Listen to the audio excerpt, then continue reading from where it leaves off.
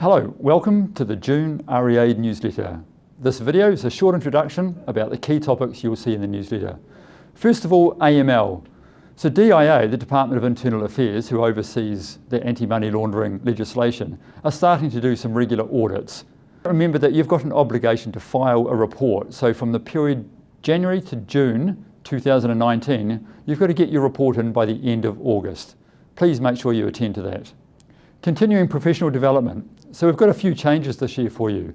If you're a member of the Property Institute of New Zealand or the Royal Institute of Chartered Surveyors, you get an exemption from the CPD, but you've got to apply. So get an application into us before the 30th of June to be able to have an exemption from that training, the REA training, for this year. You still need to do CPD, but you'll be able to use your PINZ or your RICS training to cross-credit for the REA verifiable training obligations.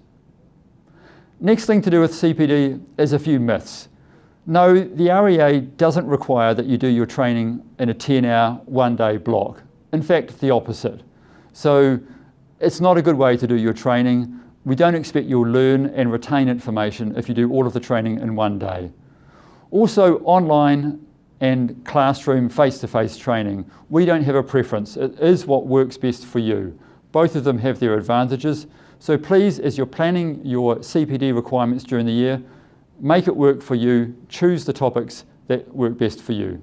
So disclosure again. Always it's good to talk about disclosure. Remember, in our last newsletter, we released a video on disclosure. Hopefully you've used that in some of your team meetings. It's a really nice, succinct way of refreshing yourself around key principles to do with disclosure. This time we've put on 5 key lessons around disclosure. It's on our website, so do read the article in the newsletter and find your way to that additional information.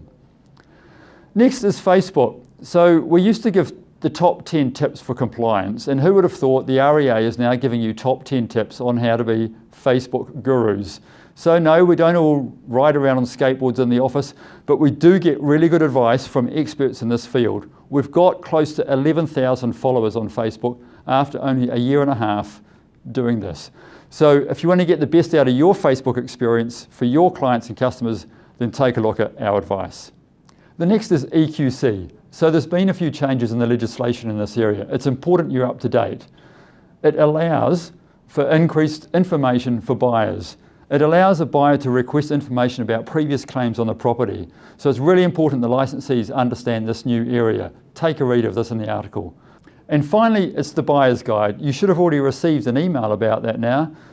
The email allows you to order buyer's guides that you can use at your open homes. They're guides that are targeted for prospective purchasers so they get a really good understanding around the real estate transaction process.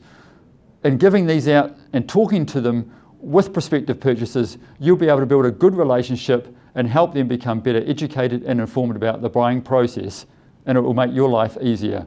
Take a look at the email and order some. So thanks for taking time to watch this video and get your update on the REA newsletter. If you've got any feedback about what we should cover in future newsletters, then do send us an email, marketing@rea.govt.nz.